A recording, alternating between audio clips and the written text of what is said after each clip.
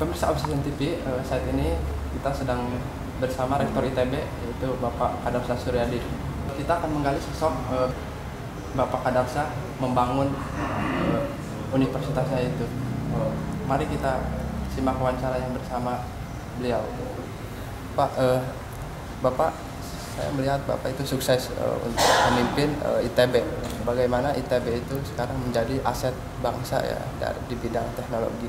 Seperti apa sih pola leadership Bapak yang Bapak bangun dalam memimpin lembaga atau universitas itu? Saya bisa sampaikan bahwa sejak tanggal 20 Januari tahun 2015 kita sudah deklarasikan bahwa ITB akan bergerak dari Research University menuju Entrepreneurial University dengan 3 indikator utama. Yang pertama, excellent dalam teaching and learning.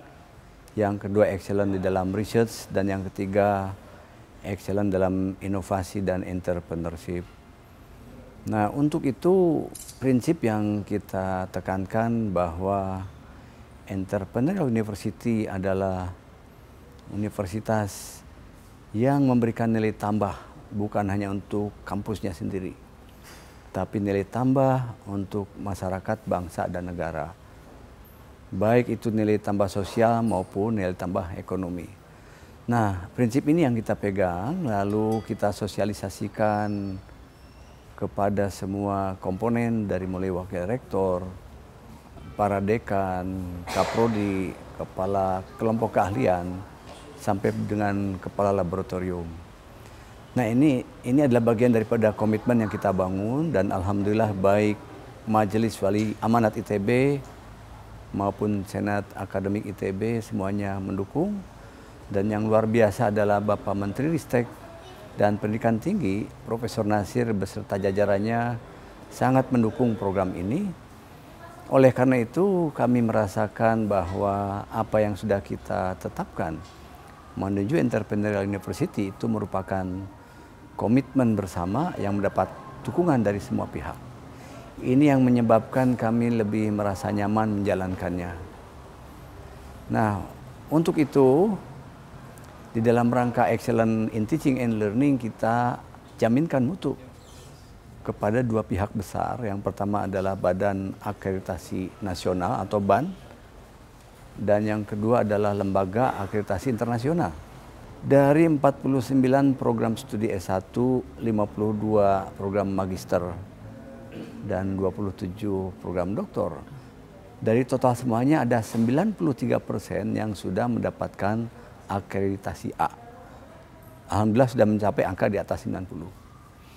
Sedangkan lembaga akreditasi internasional sampai hari ini ada 30 program studi S1 yang sudah terakreditasi internasional, dan target tahun depan seluruh program studi S1 yang sudah ada, bukan yang baru, 100% terakreditasi internasional.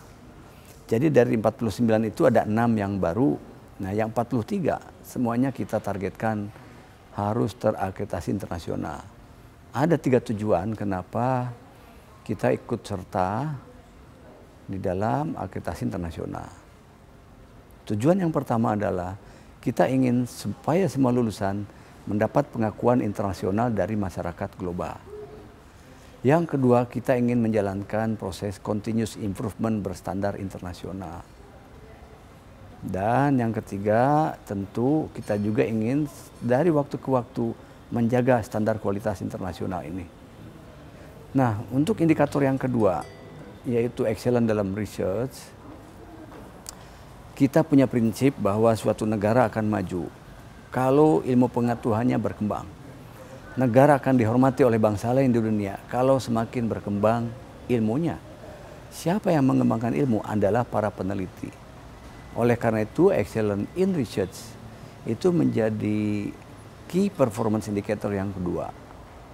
Yang tujuannya tadi, kita ingin turut mengibarkan nama baik bangsa dan negara di kancah internasional. Lewat apa? Lewat memajukan ilmu pengetahuan. Oleh siapa? Oleh para peneliti. Nah, yang ketiga, excellent dalam inovasi dan entrepreneurship. Kita ingin bahwa hasil riset jangan hanya berhenti di atas kertas, di jurnal. tapi kita harus lanjutkan. Sebagian dari hasil riset harus bisa diimplementasikan ke dalam kehidupan masyarakat, dalam industri, dengan memberikan tadi nilai tambah sosial maupun nilai tambah ekonomi. Alhamdulillah dari waktu ke waktu sejak tahun 2015, 16, 17 dan tahun ini 2018 kita sudah mencatat ITB sudah menghasilkan ada 85 startup company, suatu perusahaan rintisan yang berbasis teknologi. Dari 85 ini 18 diantaranya sudah menjadi spin-off, sudah diterapkan di dalam masyarakat luas. Saya ingin bercerita beberapa di antaranya. Sebentar lagi dalam minggu ini kita akan launching 4 lagi produk inovasi kita. Yang satu yang kita sebut dengan Hoax Analyzer. Jadi kita sekarang bisa dengan cepat ketika ada suatu berita muncul, dengan cepat bisa menyimpulkan itu hoax atau tidak. Dengan cara apa? Dengan cara yang sangat otomatis dengan bantuan artificial intelligence. Yang kedua, kita juga punya Hoax Classifier. Jadi kita bisa mengelompokkan berita-berita hoax itu dalam berbagai klaster bidang, sehingga setiap orang yang berkaitan dengan bidangnya akan bisa lebih tahu, lebih terbantu di dalam rangka mengenali berita-berita yang beredar dalam dunia maya yang jumlahnya luar biasa. Lalu yang ketiga, kita punya tools yang disebut dengan drone, tapi drone ini kita pakai untuk membantu masyarakat luas, untuk membantu pemerintah, membantu siapapun untuk bisa menghitung secara cepat kalau terdapat suatu kerumunan orang banyak, apakah terkait kemacetan, terkait masalah sosial. Dengan drone ini kita lengkapi dengan suatu alat yang sifatnya adalah otomatis. Alat ini bisa menghitung secara sangat akurat berapa jumlah orang ada di situ. Ini akan bisa membantu untuk apakah evakuasi, atau untuk penanganan lalu lintas, atau untuk penanganan masalah-masalah sosial yang lainnya. Dan yang keempat adalah kita punya BTS, tapi BTS ini spesial, yang kita peruntukkan untuk membantu dalam keadaan darurat, atau early warning system. Nah, BTS ini bisa kita pergunakan untuk membantu dalam satu area ketika terjadi keadaan darurat. Maka dengan bantuan BTS kita bisa masuk, menginformasikan kepada semua ponsel yang ada tentang apa-apa yang harus kita informasikan terkait berita early warning itu. Saya kira ini beberapa yang bisa saya sampaikan terkait dengan progres sebagai Entrepreneur University. Nah, kalau boleh saya ingin lanjut ke industri 4.0 atau lanjut aja ya. Nah, jadi begini, pada tahun 2016, bulan April, pas, itu 2 tahun yang lalu, sekarang udah akhir April, saya menghadiri suatu pertemuan di Eropa, di Praha, yaitu Asia Europe Rectors Meeting. Di situ dikemukakan dampak dari industri 4.0. Di antaranya adalah di tahun 2025, akan ada 60% lapangan kerja yang sama sekali baru, yang hari ini tidak ada. Ini bisa difahami kenapa, karena 5-6 tahun yang lalu kita tidak tahu akan ada Gojek, Grab, dan lain-lain. Tiba-tiba muncul. Lalu prediksi kedua adalah di tahun 2030, 50% lapangan kerja akan didominasi oleh komputer dan robot. Dan 2035 diprediksi jumlah anak-anak muda yang ada saat ini akan berkurang tinggal 50%, tinggal setengahnya. Nah, lalu apa sikap kita untuk mengantisipasi industri 4.0 ini? Nah, yang pertama, kita harus mempersiapkan tentu bukan diri kita sendiri saja, tapi adalah mahasiswa sebagai generasi kita yang akan mengisi masa depan dampak dari industri 4.0 ini. Jadi yang kita harapkan adalah pertama, para mahasiswa harus punya kemampuan sustainability, adaptif. Jadi dia harus tahan dalam berbagai macam situasi, harus bisa beradaptasi terhadap berbagai macam perubahan. Karena para ahli meramalkan perubahan 50 tahun ke depan akan jauh lebih cepat daripada perubahan 400 tahun yang lalu sampai hari ini. Sehingga kita perlu anak muda yang adaptif, yang responsif terhadap perubahan lingkungan. Yang kedua, anak-anak muda harus punya kemampuan internetworking. Sekarang tidak lagi saatnya bekerja sendiri, tapi harus kerjasama. Baik lintas disiplin, lintas universitas, bahkan lintas negara. Untuk lintas negara, maka para mahasiswa harus punya kemampuan multilinguistik.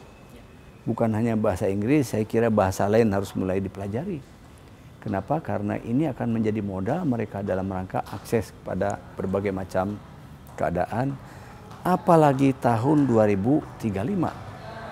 Ketika banyak negara yang kekurangan generasi muda, sementara sejumlah negara seperti kita akan masih punya bonus generasi muda, itu bisa jadi akan terjadi mobilitas anak-anak muda kita ke berbagai tempat. Kenapa? Mereka butuh orang muda. Nah, anak-anak muda kita itu harus punya kemampuan internetworking dalam hal multilinguistik. Itu modal hidup mereka ke depan untuk tadi sustain. Itu pertama, sustainability. Lalu yang kedua, apa yang harus kita berikan kepada para mahasiswa?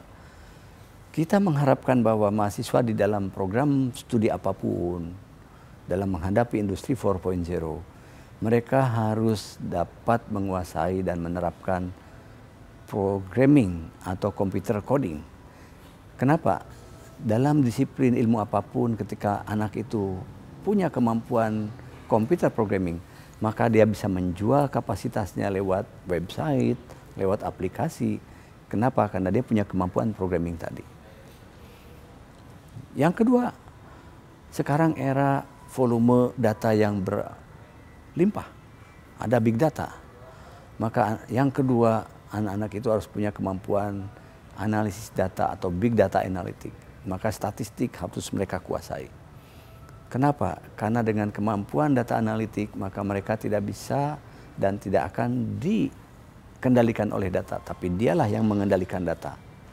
Dia yang akan ambil keputusan, oleh karena itu data analitik menjadi kemampuan yang harus dimiliki oleh generasi muda sekarang dan ke depan. Yang ketiga, untuk prodi tertentu dan level tertentu harus menguasai artificial intelligence. Kenapa? Karena sekarang artificial intelligence akan membantu setiap orang mempercepat pengambilan keputusan secara lebih akurat dan efisien. Nah, ini kemampuan yang harus kita titipkan kepada anak-anak muda supaya mereka punya kemampuan ke depan. Itu jangka menengah dan jangka panjang. Tapi jangka pendeknya, kita hari ini pun harus segera merespon terhadap industri 4.0. Apa respon yang sudah kita lakukan? Contoh tadi ketika saya berbicara ada aplikasi hoax analyzer, hoax clustering, ada yang BTS yang bisa memberikan suatu sinyal tentang early warning, atau drone yang dilengkapi dengan alat deteksi untuk menghitung jumlah kerumunan massa. Ini semuanya memakai digital, memakai data analitik, memakai artificial intelligence dan robotik. Ini sudah kita terapkan. Jadi alhamdulillah ITB sudah dalam 2 tahun terakhir ini kita respon terhadap industri 4.0 terhadap produk-produk yang kita jalankan. Ya, tujuannya apa? Tujuannya adalah jangan sampai kita tergantung terus kepada produk-produk luar. Sudah saatnya kita hasilkan produk sendiri. Nah, oleh karena itu kami di ITB punya wadah yang namanya Lembaga Pengembangan Inovasi Kewirausahaan.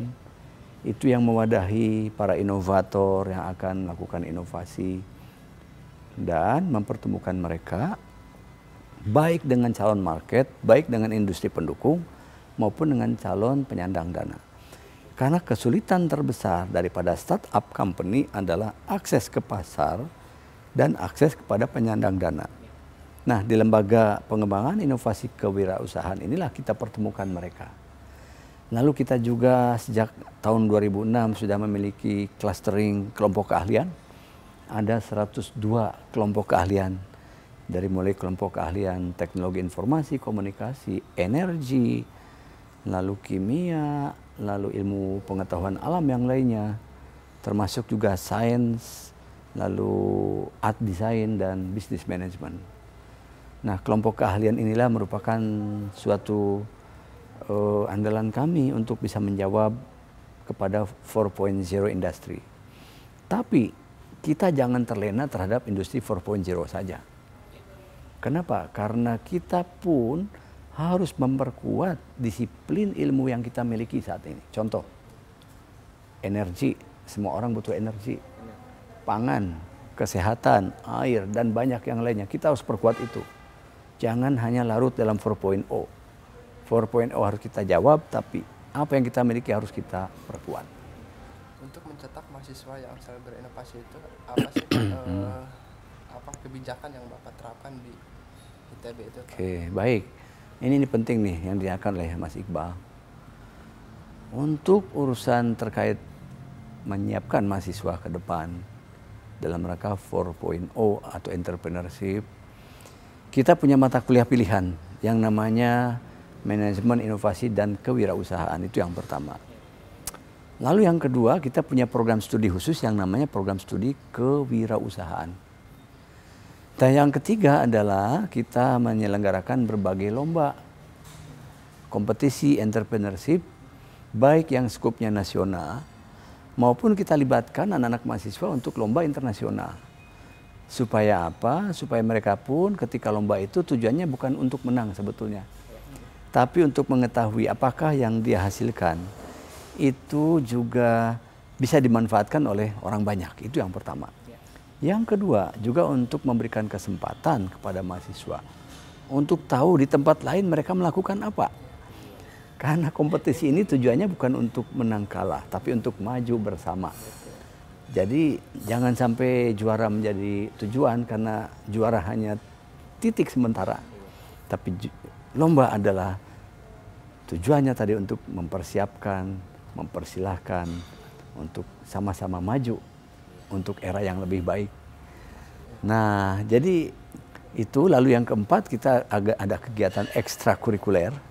Jadi mahasiswa juga dia punya kegiatan-kegiatan kreativitas, baik itu kreativitas internal maupun lintas universitas. Nah, untuk hal ini kita pun mempersiapkan yang namanya program Capstone Design. Jadi mahasiswa ITB, mahasiswa dari perguruan tinggi lain, termasuk dari luar negeri, dari Korea, dari Jepang, Malaysia, Thailand, Singapura, kita undang ke Bandung. Mereka berkumpul, dikasih proyek yang sederhana. Lalu mereka membahas bersama, tujuannya supaya terjadi cross culture interaction, terjadi komunikasi lintas disiplin dan kerjasama.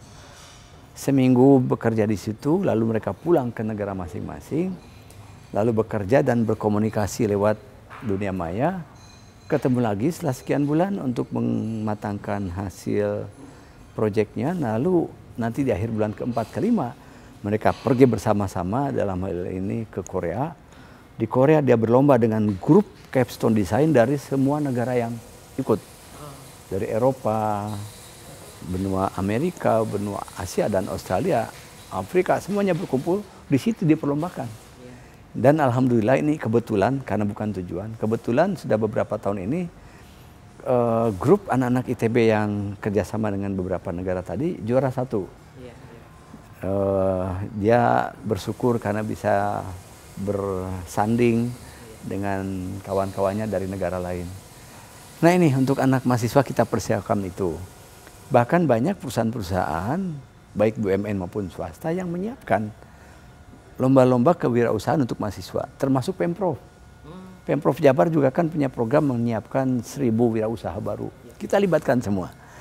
Jadi alhamdulillah itu ada support dari banyak pihak, baik dalam maupun luar negeri. Ini suatu rel besar, rel yang sangat lapang untuk perjalanan anak-anak muda kita ke depan. Ya, Pak. Selain prestasi yang tadi Bapak sebutkan, mahasiswa itu mendapatkan penghargaan itu, ada lagi nggak sih Pak yang selama Bapak pimpin itu mendapatkan prestasi lain selain yang itu? Iya, banyak. Jadi Mas Iqbal setiap wisuda kan hampir tiap 4 bulan sekali kita wisuda. Jadi tiap 4 bulan kami potret, kami mapping prestasi mahasiswa nasional maupun internasional. Dan alhamdulillah setiap wisuda hampir ratusan, di atas 100 itu prestasi nasional dan internasional dari karya mahasiswa. saya nggak bisa menyebutkan satu persatu, tapi itu kalau Mas Iqbal nanti baca dalam buku-buku wisuda ITB, tiap 4 bulan itu ratusan prestasi mahasiswa yang bisa kita dapatkan. Terakhir di Malaysia, anak-anak dari jurusan geologi dan geodesi mendapatkan juara pertama internasional untuk lomba masalah ilmu dan teknologi kebumian. Itu yang terakhir, yang prestasi yang kita catat. Banyak. Bisa dijelaskan nggak sih Pak tantangan di ITB itu? Ya. Baik, tantangan kita sangat besar. Saya kira bukan hanya untuk ITB, tapi untuk semua kita di negeri ini, maupun di belahan bumi. Apa tantangan kita ke depan? Tantangan kita ke depan adalah yang pertama, sumber daya alam akan semakin terbatas. Lalu yang kedua, saya ingin menyampaikan kepada kawan-kawan dan semuanya, pada publik, bahwa ada 5 tren perkembangan yang akan menjadi tantangan perguruan tinggi ke depan. Apa kelima tren itu? Yang pertama, tren pertama akan terjadi demokratisasi pengetahuan dan akses terhadap pengetahuan itu sendiri. Kenapa demokratisasi? Karena semua orang tidak mesti dari kelas, tidak mesti dari perpustakaan, dari manapun bisa dapat ilmu. Dengan bantuan apa? Dunia maya, dengan medsos. Jadi terjadi demokratisasi besar-besaran. Dan juga akan terjadi yang kedua, yang disebut efek digital teknologi. Kenapa akan berefek? Karena dengan adanya digital teknologi, banyak perguruan tinggi di belahan bumi ini yang menjalankan apa yang disebut dengan distance learning, electronic learning. Jadi proses pembelajaran jarak jauh, online, dengan memakai teknologi digital. Juga sekarang sudah banyak yang melakukan MOOCs, Massive Open Online Course. Dia bukan belajar online, tapi semua orang bisa dapat ilmu dari manapun secara masif dan online. Ini yang kedua, yaitu digital teknologi. Tantangan yang ketiga, semakin diperlukan kedekatan, semakin dekat integrasi antara dunia lapangan kerja atau industri dengan perguruan tinggi. Kenapa? Karena anak-anak itu harus tahu lebih awal apa yang terjadi di lapangan kerja. Dunia industri akan berubah lebih cepat nanti, sehingga kalau anak-anak tidak didekatkan lebih dini, mereka akan ketinggalan pada saat lulus. Itu. Dan banyak sekali masalah industri yang semestinya dikerjasamakan dengan peneliti di perguruan tinggi. Supaya apa? Supaya si industri juga R&D-nya terbantu, inovasinya juga cepat. Dan yang kedua, dosen dan peneliti di kampus pun lebih cepat terupdate ilmunya. Itu tantangan yang ketiga atau tren yang ketiga. Yang keempat yaitu yang namanya mobility. Akan terjadi mobility besar-besaran baik dari dosen maupun mahasiswa. Kenapa? Karena sekarang ini borderless dunia. Hampir tanpa batas dengan adanya digital tadi. Nah, banyak sekali permasalahan yang bisa diselesaikan dengan berinteraksi baik lintas ilmu maupun lintas negara. Dan ini sudah terjadi. Maka student exchange, professor exchange, itu akan semakin meningkat ke depan. Kami contoh di ITB punya program yang namanya Project CCS, Carbon Capture Storage. Itu program internasional. Kenapa? Karena masalah dunia. Itu bagaimana meminimasi jumlah karbon dioksida di udara. CO2-nya ditangkap, disuntikan dalam tanah, sehingga udara segar kembali. Ini kami kerjasama dengan Kyoto University di Jepang, dan didanai oleh JICA dari Jepang. Terakhir ADB masuk, membiayai juga karena ini proyek yang sangat strategis. Juga sejumlah kementerian membantu, ada Kementerian ESDM, Kementerian Ristek Dikti, lalu BUMN juga membantu, Pertamina, termasuk perusahaan swasta Merco Energy membantu semua. Kenapa? Karena ini adalah suatu masalah global yang harus diselesaikan bersama dan tidak bisa hanya perguruan tinggi. Nah, mobility terjadi kenapa? Karena baik pakar peneliti dari Jepang maupun dari Indonesia itu harus bertemu sering untuk masalah global bersama. Nah, tantangan yang kelima atau tren yang kelima yang kita sebut dengan market and funding contestability. Kenapa? Banyak perguruan tinggi yang sekarang dihadapkan pada keterbatasan pendanaan. Kenapa? Alatnya makin mahal, biaya pendidikan makin mahal, dan kita tidak mungkin mengandalkan hanya kepada SPP mahasiswa. Nah, ini tantangan ke depan, bagaimana kita bisa mengatasi masalah keuangan. Oleh karena itu, ke depan harus ada interaksi perguruan tinggi dengan berbagai sumber dana. Yang paling sering kita lakukan adalah dengan industri. Ada proyek-proyek kerjasama dengan industri masalahnya apa, dibawa ke perguruan tinggi, dananya dibiayai dari industri, diselesaikan bersama. Dan alhamdulillah dari pemerintah juga Kementerian Ristek Dikti punya anggaran penelitian dan pengembangan yang semakin meningkat dari tahun ke tahun. Ini juga didukung oleh DPR. Ini suatu barokah buat kita semua, bahwa pemerintah mendukung untuk masalah pendanaan penelitian tadi. Itu 5 tantangan ke depan. Untuk menjawabnya itu seperti apa sih Pak? Nah gini, dari kelima tantangan tadi untuk bisa menjawabnya, kuncinya cuma satu. Cuma satu. Itu yang disebut dengan agility. Kita harus lincah, harus responsif terhadap setiap perubahan yang ada. Kata teman-teman yang tahu perilaku kodok, jangan kayak kodok. Kodok itu kalau kita taruh di air dingin, badannya nggak sensitif terhadap lingkungan. Maka kodok akan diem karena nggak merasakan dinginnya lingkungan. Kasih hangatkan 40 derajat, dia pun akan diem karena nggak sensitif. Akhirnya kasih 100 derajat, mendidih, badannya akhirnya lumat, jadi sui kayak dimakan orang. Jadi kuncinya cuma satu, please be agile, harus lincah, responsif terhadap perubahan lingkungan. Dan jangan dibiarkan, kita harus cepat atasi itu. Kan Bapak itu cuma 2019 nih Pak. Ya. Di ITB itu. Kira-kira Pak, ada ini nggak sih Pak yang Bapak pengen tinggalkan di... Ya betul, jadi begini, makasih Mas Iqbal. Pertama yang saya ingin tinggalkan adalah suatu rel untuk berjalan siapapun yang nanti menjalankan proses pendidikan di ITB. Apa nama relnya? Tadi Entrepreneurial University. Dengan 3 KPI tadi itu adalah rel besar.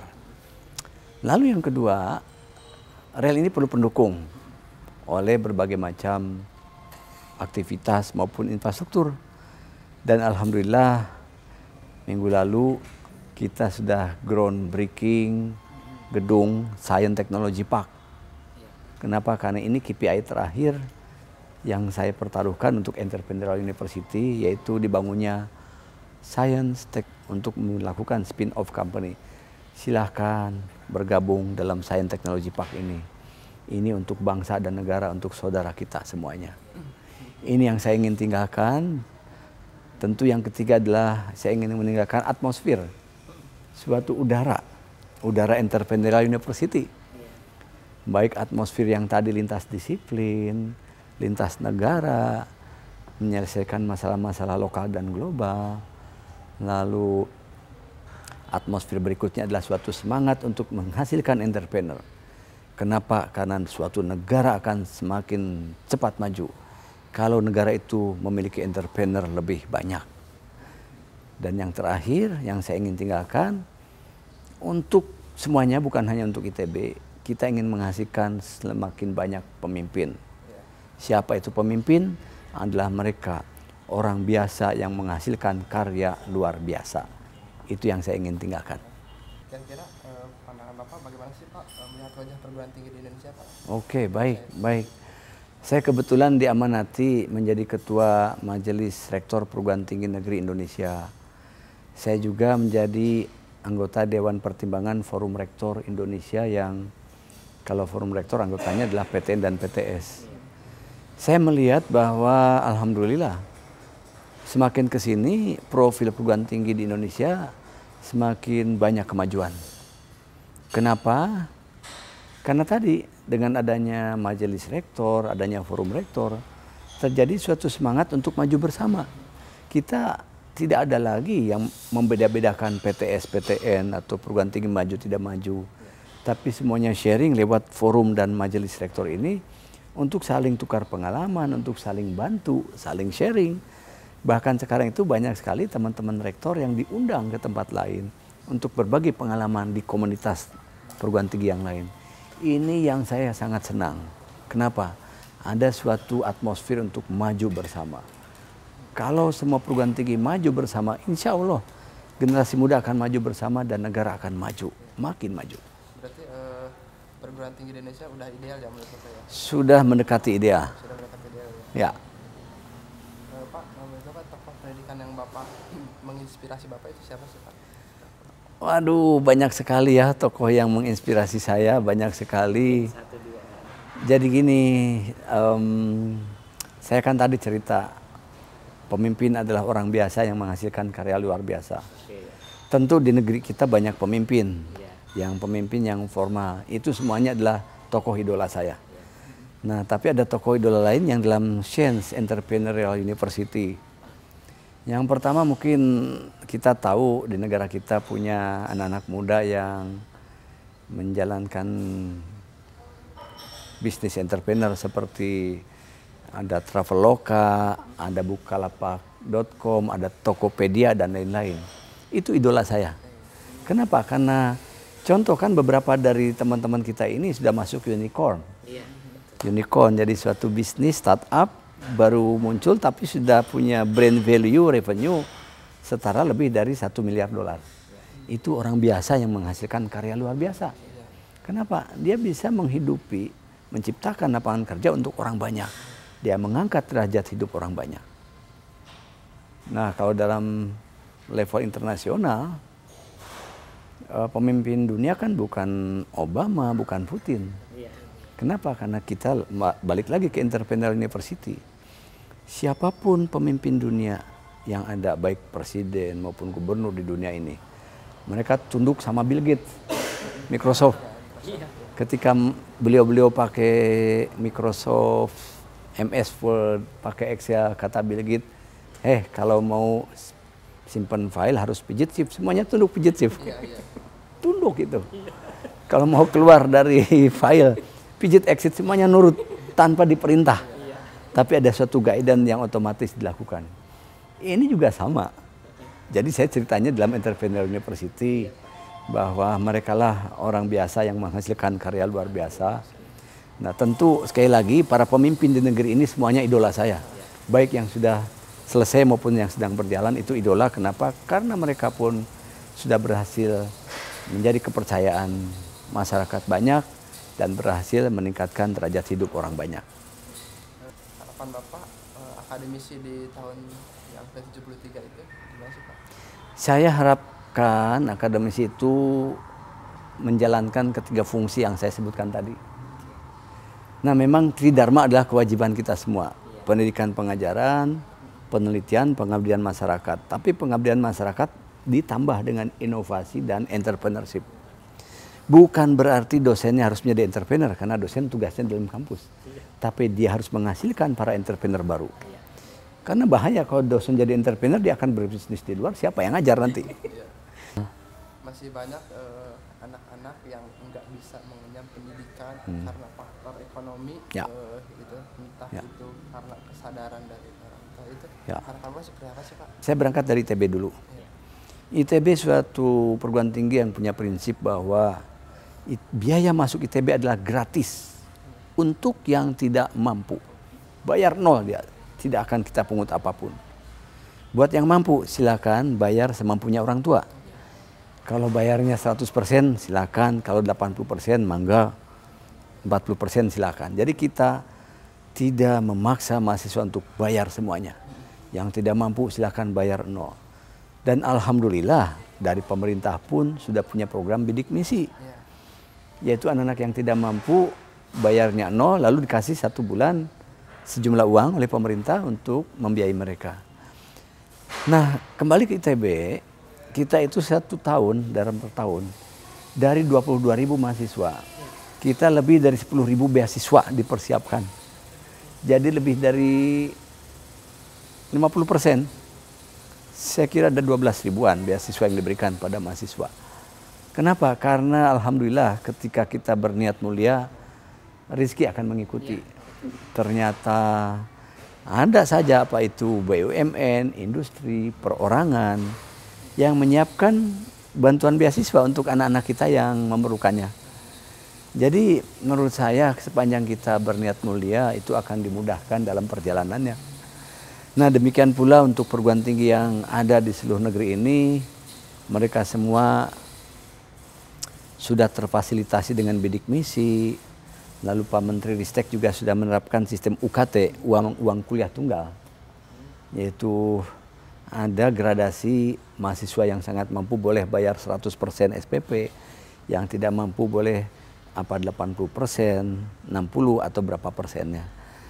Nah ini suasana ini sangat mendukung untuk mereka-mereka yang punya kemampuan ekonomi kurang beruntung dan yang membanggakan di ITB 2 tahun yang lalu. Mahasiswa terbaik ITB adalah anak-anak bidik misi. Bidik misi. Dan dia mendapatkan hadiah dari pemerintah Belanda untuk di sana dapat award ke Belanda, dan sekarang saya dengar sudah mendapatkan beasiswa S2 di luar negeri. Bahkan kemarin tahun 2017 kita potret IP anak-anak yang masuk jalur bidik misi itu rata-ratanya lebih tinggi daripada anak yang jalur non bidik misi. Artinya apa? Mereka itu anak pinter. Dan alhamdulillah sekarang dapat kesempatan. Jadi menggembirakan. Menggembirakan. Apalagi dalam Undang-Undang 12 kan kita harus memfasilitasi anak-anak yang secara akademik punya kemampuan bagus tapi secara ekonomi kurang beruntung. Undang-undang sudah melindungi mereka. Jadi insya Allah mereka akan dilancarkan dalam perjalanannya. Pak, selain saya pernah melihat Bapak memiliki hobi yang termasuk unik, yaitu bermain harmonik. Oh iya. Itu bisa apa sekarang masih menggeluti hobi itu? Iya. Jadi harmonika itu mainan saya sejak kelas 4 SD. Waktu itu dekat sekolah dasar saya di Kuningan ada toko. Dia jual alat tulis, jual buku. Ada harmonika waktu itu. Masih harmonika model lama. Lalu saya lihat itu apa, tiba-tiba saya ingin beli. Lalu pertama yang mengajari saya harmonika itu kakak saya. Saya lihat dia kok bisa main harmonika, kenapa saya nggak bisa? Diajarin sama beliau. Sekitar 2-3 minggu akhirnya bisa 1 lagu.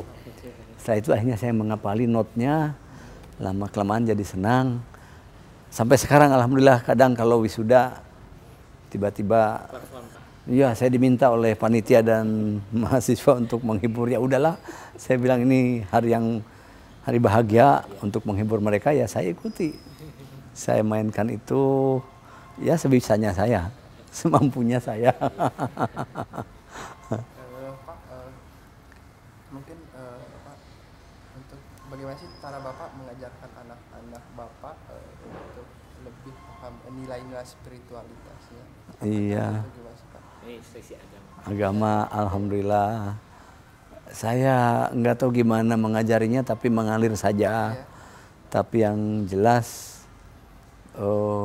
kalau saya di rumah, di depan anak dan istri, saya usahakan kalau sholat itu tepat waktu dan seawal mungkin. Begitu adzan lagi nonton TV, adzan bunyi, saya pergi ke atas. Lalu anak dan istri lihat, akhirnya mereka juga pada ngikuti itu. Lalu kadang kalau ada waktu bangun malam suka terbangun, apakah mau pipis atau apa. Ya kalau ada anak yang masih belajar, kan mereka suka bikin PR atau apa. Kalau saya ada waktu saja, saya wudhu terus sholat malam, mereka mungkin lihat. Akhirnya dia bilang, Pak, ajarin dong. Akhirnya ya saya ajarin, yuk ikutin kata-kata Bapak. Pertamanya diajarin, akhirnya saya katakan pada mereka, hidup ini perlu perjuangan, perlu berusaha, dan perlu doa. Dan juga Allah memberikan banyak bonus. Baik itu bonus sholat sunat maupun puasa sunat. Ya dari situ saja, saya nggak memaksa mereka, tapi akhirnya mereka melihat apa yang dilakukan oleh ayah dan ibunya. Alhamdulillah itu yang saya lakukan. Nggak ada kiat khusus, saya juga nggak tahu, kan saya awam juga. Tapi Pak, saya pernah melihat Bapak di ini, Bapak pernah khotbah Jumat ya? Iya. Itu gimana? Apa emang kemauan Bapak sendiri apa? Itu gini, kan di kampus di ITB kita punya masjid, Masjid Salman, lalu para pengelola masjid itu punya jadwal 1 tahun untuk Jumatan. Lalu biasanya ada suatu tradisi kalau rektor juga diundang oleh pengelola masjid untuk mengisi salah satu sesi Jumatan itu. Jadi saya sendiri kalau ada undangan ya saya penuhi. Karena saya sendiri kan bukan ulama, saya orang biasa. Jadi saya juga belajar itu. Saya belajar. Demikian wawancara kita bersama Rektor ITB Bapak Kanausan Sudadi. Untuk selengkapnya bisa dibaca di majalah Men's Obsession dan Women's Obsession edisi Mei 2018 dan bisa diakses di www.mensobsession.com dan womensobsession.com. Terima kasih.